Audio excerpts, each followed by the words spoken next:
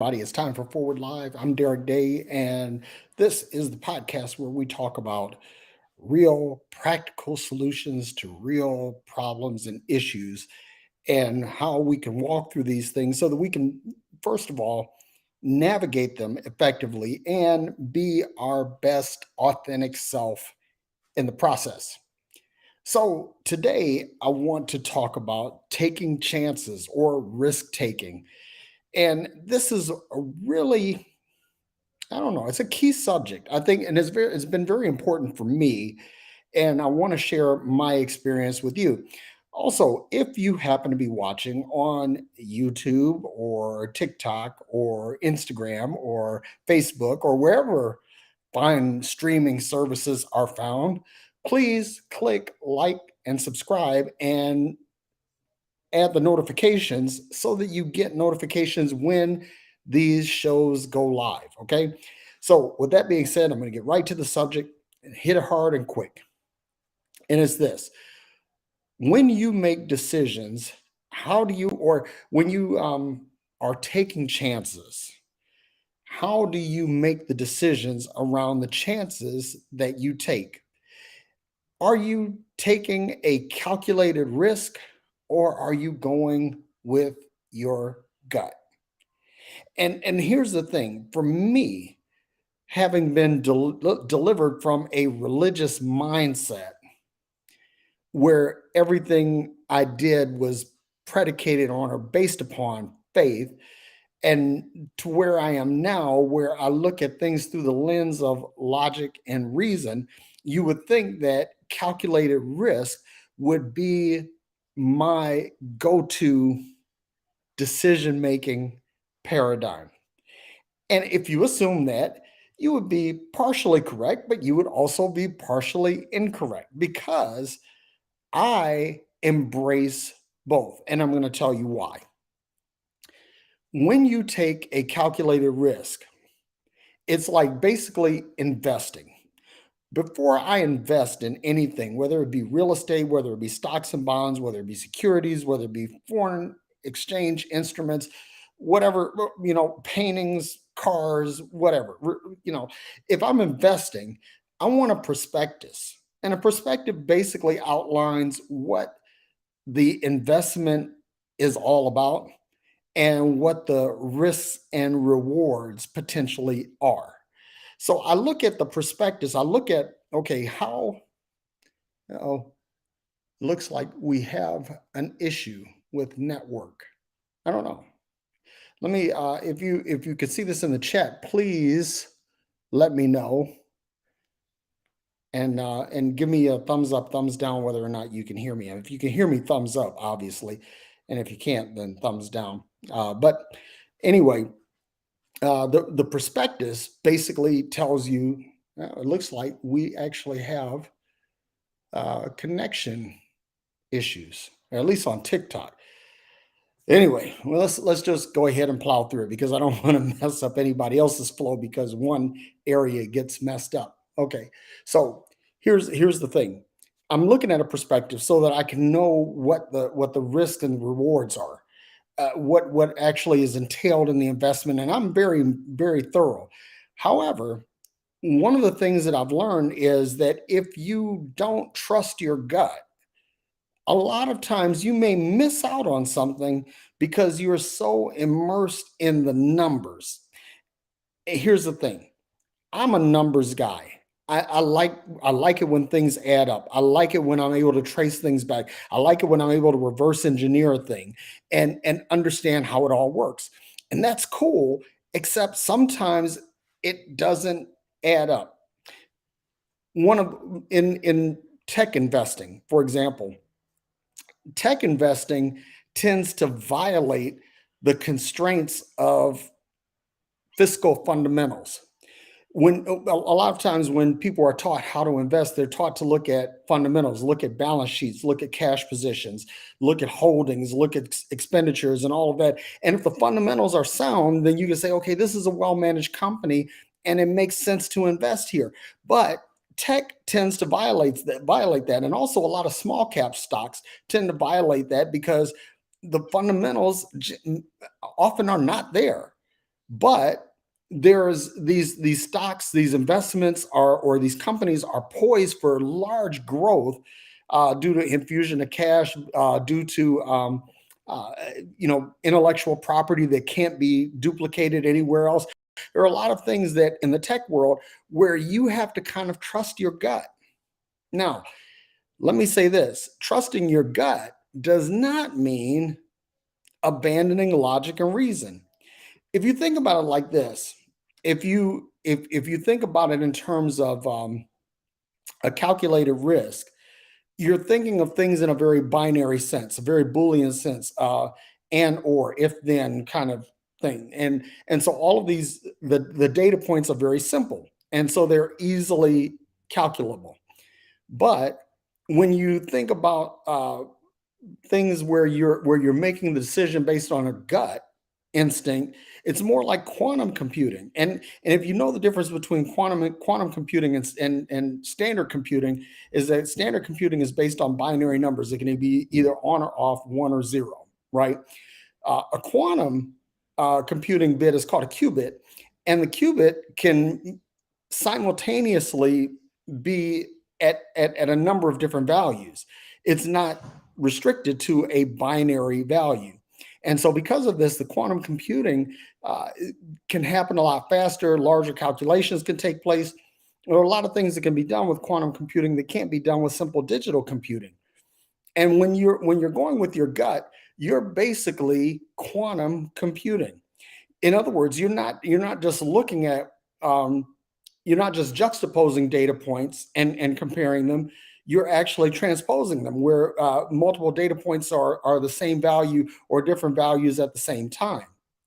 And because of that, sometimes your gut will outpace the performance of your mind. You see how that works? So the reason why I say this is that it would be easy to just simply say, okay, go with the numbers, follow logic and reason, basically take a calculated risk and let that be your paradigm. But what happens then is sometimes the numbers don't add up. Um, there have been cases where people have invested with companies or with individuals, and that on face value, the numbers don't add up.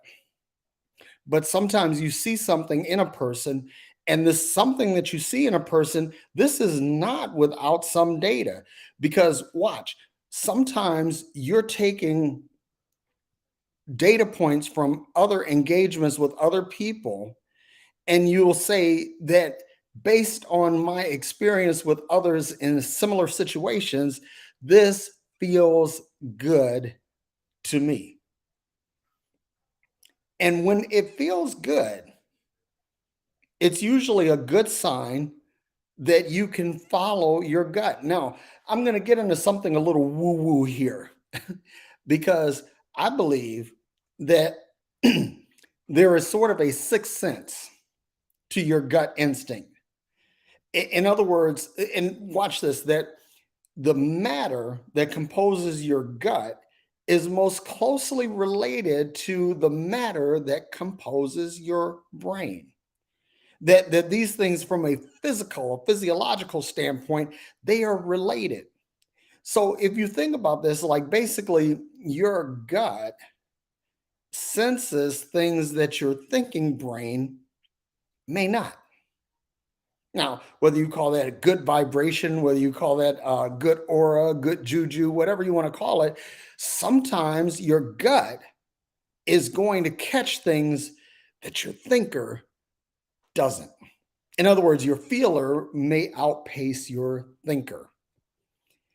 But you have to basically learn to discern the difference between when your gut is being honest with you or when your gut is being truly discerning or when basically what you need to do is you need to develop a robust bullshit filter. And this is something I've told my sons all the time growing up, that basically up until a certain point in life, pretty much everything that you hear from people that are in your circles is going to be complete and total bullshit. So you have to learn how to filter this out and use that to make good decisions. So here's the thing. When you might look at, let's say, a real estate situation, and you might see an opportunity where you think you might be able to make a significant return on your investment. But let's say this is in an inner city where jobs and opportunities are scarce, and the numbers may tell you this is a bad investment.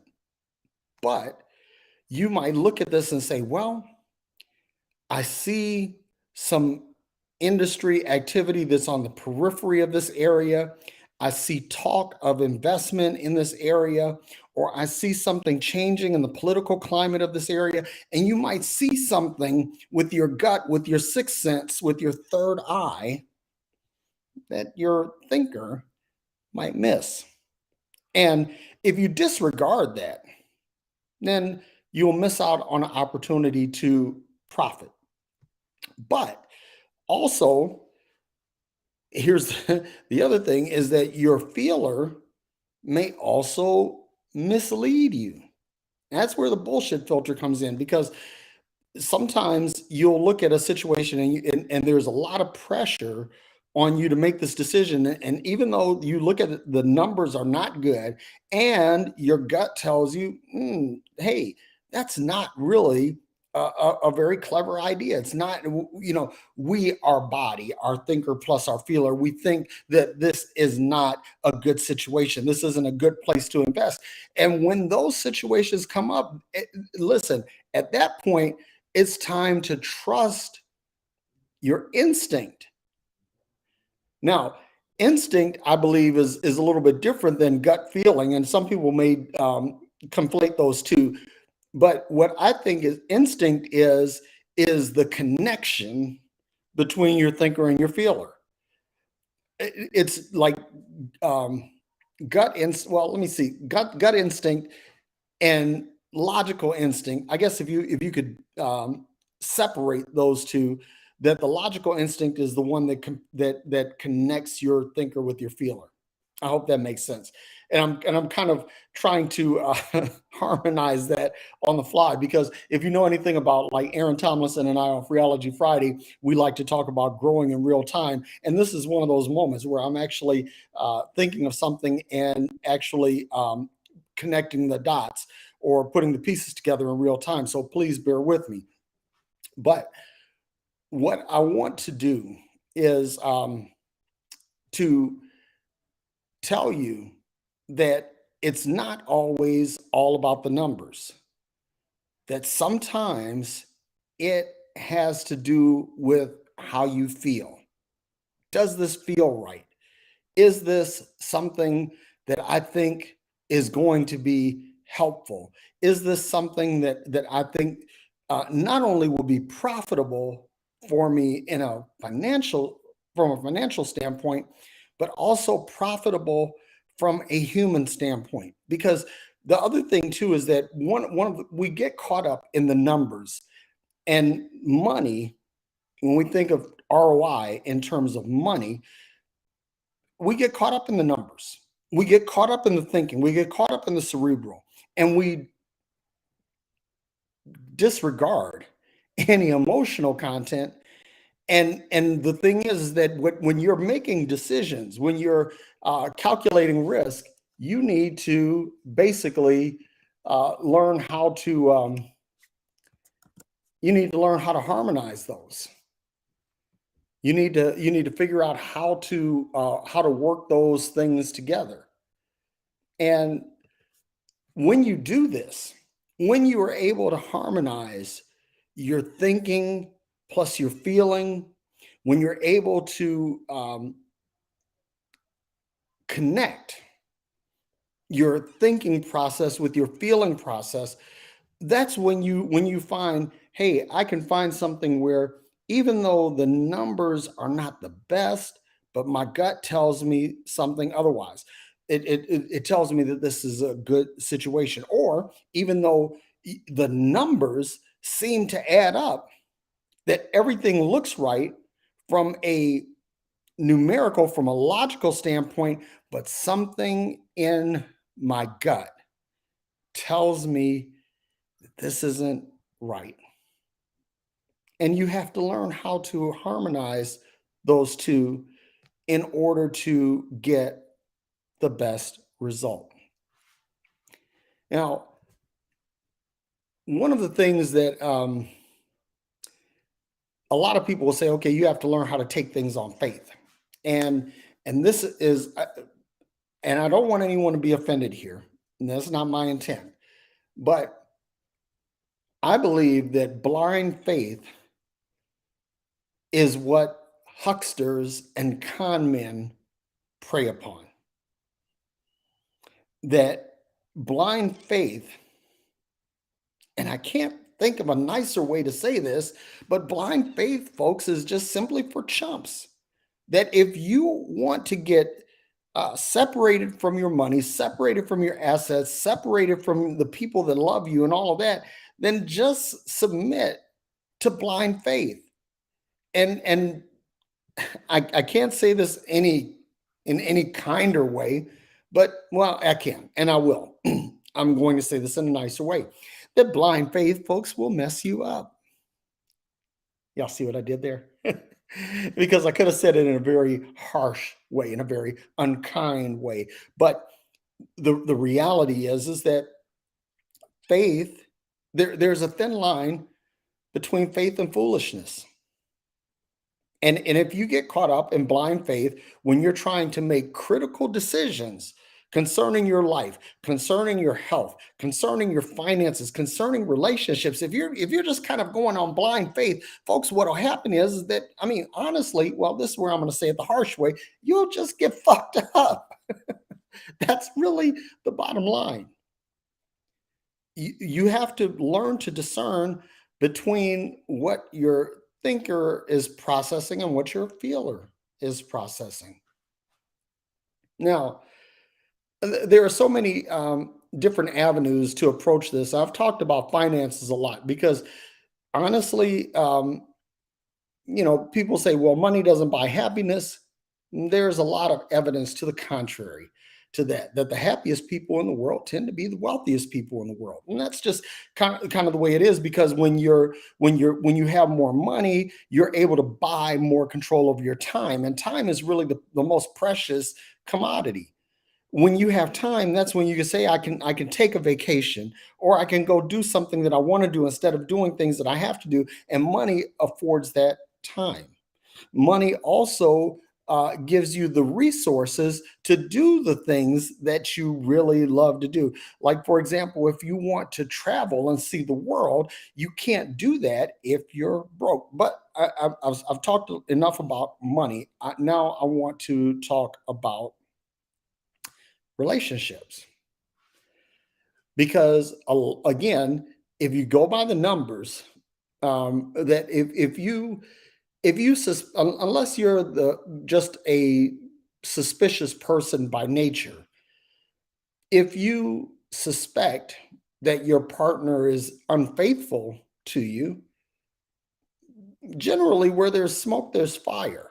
Unless, like I said, unless you're one of these unhappy people that tends to be suspicious of everyone, if that's the case, then where if that's the case, then what happens is you'll basically be suspicious of everything. But if you're not a suspicious person by nature, but you're processing things intellectually or going with your gut based on the quantum data points that your gut has amassed over the course of your life, if you suspect infidelity, there's a good chance that you might be right. And it would behoove you to trust the connection between your thinker and your feeler on this, because otherwise, if you allow it to play out to its most illogical conclusion, you may be badly hurt. Okay. So we want to work out our decision processing when it comes to relationships as well. Now, here's the thing, like, let's say by the numbers. by the numbers, you can say, well, college educated professional people are less likely to commit infidelity. I mean, and I'm not saying that that's true. I'm just saying, let's say you amass some data points that suggest that. But you might say, well, people that don't have this college education or this educational envelope, but they have some faith paradigm that they generally don't cheat. And again, this is not empirical, this is just hypothetically speaking.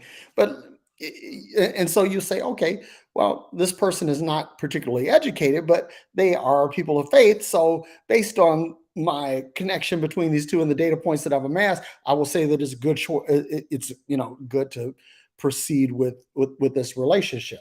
Okay, but again, this requires some analytics on your part. You have to collect some data points, process some data points, compare some data points, and then produce a decision. And again, it's not always going to be by the numbers. Sometimes you might have all of the numbers right, but it just feels wrong. Or this might feel right, uh, but the numbers are all wrong.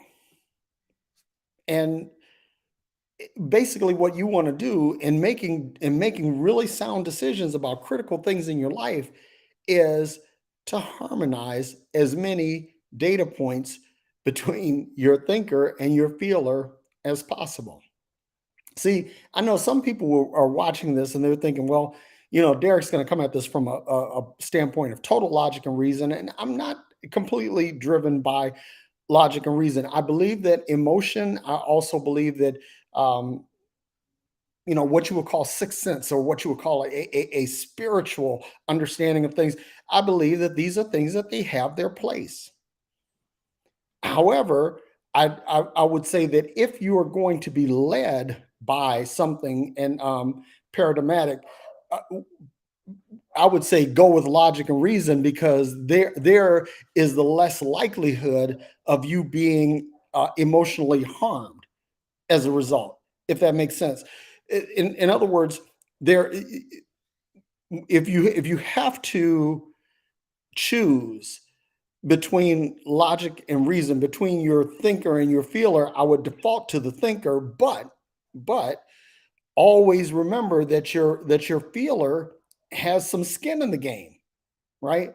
Always remember that. But again, this is me, and your mileage may vary. If it's me, I'm defaulting to the thinker. I'm not saying that that the thinker is the only way to go, that that's your only decision making input. No, what I'm saying is that if you have to default to one, default to the thinker. But if you're defaulting to the thinker, always make sure that you leave enough room for your feeler to provide some input. That's what I'm getting at. And I hope that helps. Because here's the thing: right now, we live in an era where there is an abundance of information, there is abundance of knowledge. And because of this, we tend to well, let me say this. Like when I talk about things in the spiritual realm, I say, default to logic and reason, because anything that doesn't or cannot withstand a simple Google search probably shouldn't be believed in. Okay. That's one thing. But at the same time, there's a lot of misinformation. There's a lot of really good information out here, but it's a lot of misinformation. There's a lot of bullshit that you have to filter through. And if you don't have some kind of emotional processing capability, if you don't have something in your gut, then guess what? You'll just have you'll have problems. You have to be able to make emotional sense of intellectual decisions and make intellectual sense of emotional decisions. And this is how we get to making good decisions. So those are the two areas that I'm going to talk about, or that I've talked about so far, and that's what I'm gonna deal with is basically with money and relationships. Because if you can get the money part of life right, and you get the um, relationship part of life right, generally speaking, you'll be a pretty happy camper. But it's when we get these things out of balance, out of kilter. And I'm not saying that when I say out of balance, I'm not saying that your thinker and your feeler have to be 50-50. That's not what I'm saying either. When I'm saying balance, I'm saying that your thinker doesn't write checks that your feeler can't cash, or vice versa. That's that's what I'm saying. So that pretty much wraps up what I'm going to say today. I don't know if you have any comments or questions, but if you do, please feel free to put them in the chat, send me an instant message, and I would love to talk to you about it, because this is another area where I'm learning, I'm growing. I got from a point where I stopped operating by faith, stopped walking by faith, if you will, and beginning to actually walk by sight. And but the thing is that there is a place for your gut, and I'm not going to say that that's faith. That's not, because even when you're going by what you're feeling based on data points that you've gathered, except now you're processing them quantumly instead of digitally, and so on and so on and so on. Okay. So if you have any questions or any comments, please feel free to put them in the comments or inbox me privately. And and some of these things, if it makes sense to actually have a one-on-one conversation, we can do that too. Although that's not something that I generally get into. So let me go into Instagram real quick, because I want to respond to all of the people who joined in. I want to wave at everybody. Last weekend, one of the I don't know, I guess it was one of the sons of one of my cousins joined in, and I saw them, but I wasn't able to acknowledge them, and I really, that was kind of disappointing. But you know, I want to thank everybody for joining on Instagram, everybody that joined on Facebook, and my TikTok just died on me. It was like kind of going in and out through the whole thing, and I apologize if I was a little distracted because of that. I'm trying to maintain multiple streams. I have 3 devices going on here that are getting this message out to many different outlets. But bottom line is, make sure that you harmonize your thinker and your feeler. Remember that you are, at your core, and a lot of people are not going to like this, but at your core, you're an energy or spirit being, and that this energy radiates out and it connects with other energy, and gives you sort of a feedback of whether or not something is good for you or not. And trust that. Learn to cultivate that so that it can give you the necessary information to make holistic decisions.